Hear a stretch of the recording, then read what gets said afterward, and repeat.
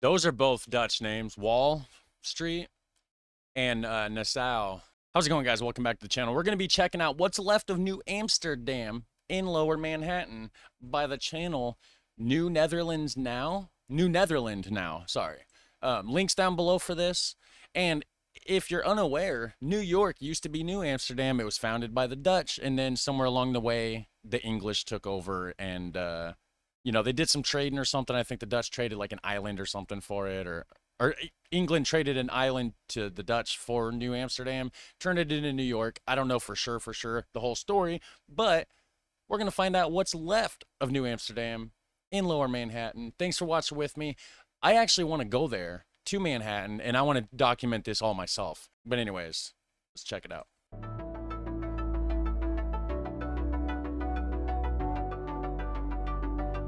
So we know where New Amsterdam was, but what was it like? How big was the difference with the mega city that New York is now? If we take a plunge, do we find anything tangible that's left today of what was once a muddy trade town?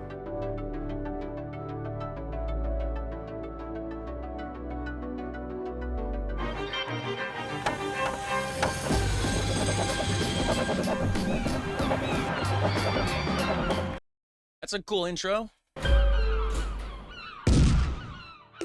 Oh, cannonball. People always ask me what was left, is there a building, what artifacts are left from the Dutch period? Virtually nothing. The one really tangible thing from the Dutch period is the street pattern of the financial district. So these. Right, but I thought there was some stuff in Central Park, like some old artifacts or something from like a village that used to be there. I don't know for sure. Maybe he'll cover it. That's why I want to go check it out myself.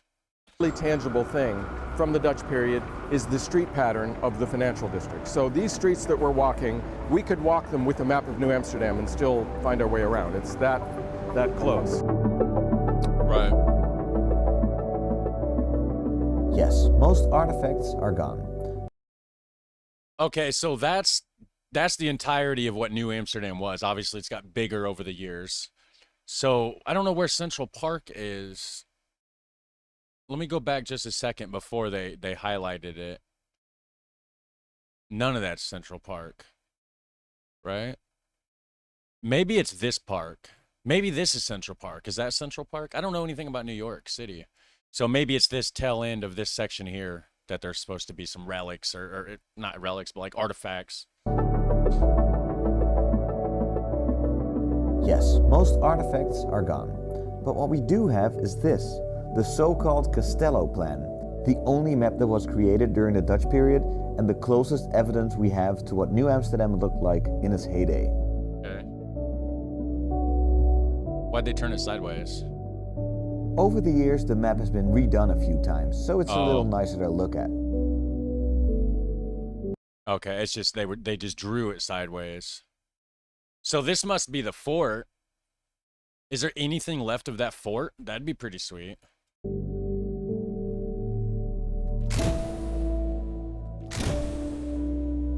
And it makes it easier for historian Russell Shorto to guide us through the town. That's cool. This is Broad Street, which was named in the English period, and it's called that because originally when the Dutch came, there was a little ditch, really, a little stream that ran down there, and they widened it and made it into a gracht. So they wanted to have a canal, and they had a road on both sides. And so in the English period, it was the widest street around here, so that's why it's called Broad Street. And Bridge Street is so called because there was a little bridge over the gracht. Well, was the gracht used a lot? Well, used for what? It was, I think it ended up being kind of a sewer, you know?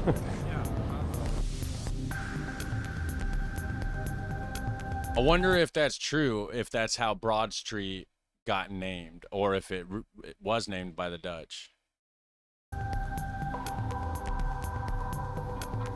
If you don't look up at these buildings, and start to put some of this facts into your head and follow the street pattern, it's not so difficult. I mean, it is an act of imagination, but it's not so difficult to imagine yourself in New Amsterdam, despite the fact that we're on Wall Street. Those are both Dutch names, Wall Street and Nassau. I don't think that's how you pronounce Nassau, but Maybe that's how they pronounce it here, you know, in like New York, but I don't think that's the proper Dutch pronunciation. I'm not quite sure on that.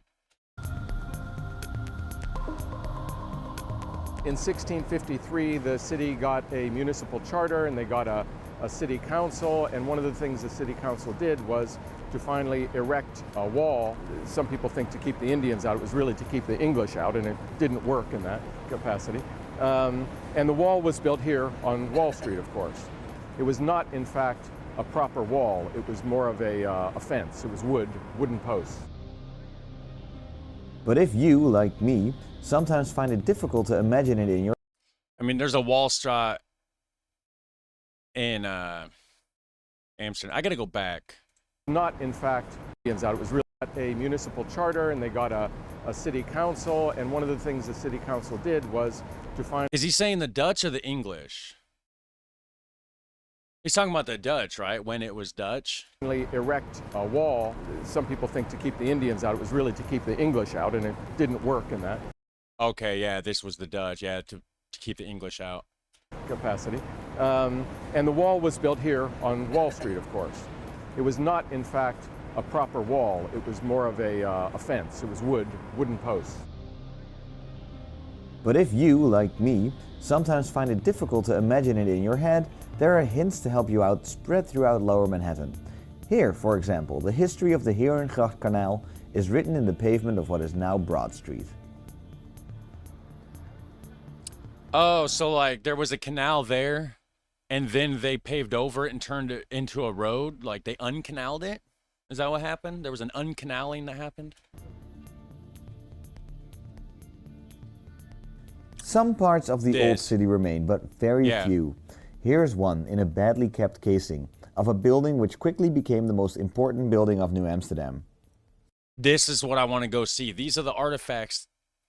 Yeah, this is... And it's cool because it's like underground, like somehow. Like, so I think New York is like raised up over the years or something. The bar. Here's one in a badly kept casing of a building which quickly became the most important building of New Amsterdam. The bar. They like their drinking. The what? Important building of New Amsterdam. The bar. The VAR? What is that? Or the bar? Is it like the bar, like the drinking house, the pub? They like their drinking, and this was the tavern. This was the Stadsherberg. It's very small, yeah. And this was the biggest building in town outside the fort.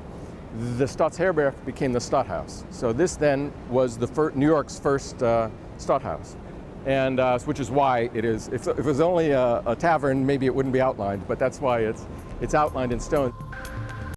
Why is it underground? Like, is New York like raised up or something? Some cities are, for some reason.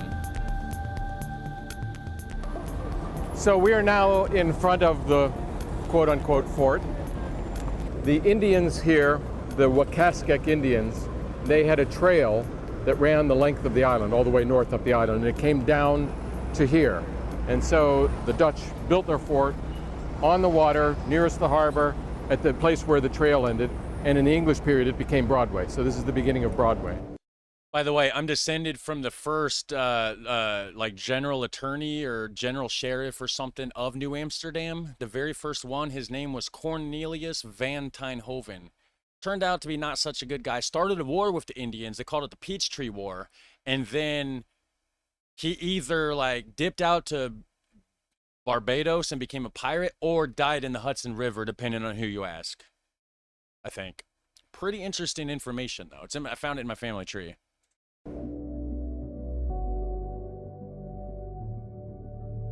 Which was basically like the first sheriff. It wasn't called first sheriff. Like, I think it was like general attorney. I can't remember. You can look it up, but it's basically the same thing as like a sheriff or something, I think.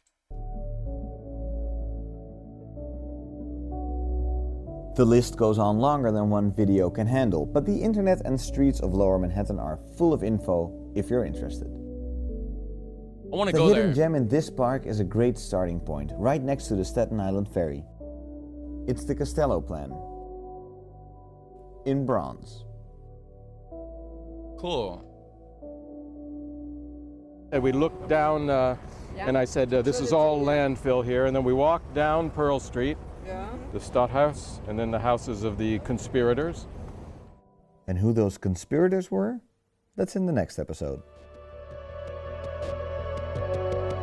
That's it, huh? Well, we may end up doing the next episode. What do you guys think? Would you like to see me, like, me and Amy go to New York City and, like, check out the whole, like, New Amsterdam and Dutch connection? It's something I've been thinking about doing, and that'd be pretty cool if we could maybe do that here in like a month or so, a couple months, or I don't know for sure. Of course, we'd have to figure out the finances and stuff like that. I don't know what it would even cost to go to New York for a couple days. But anyways, you guys have a super fun, awesome day. Thanks for watching. I'll catch you in the next one. Take care. Bye.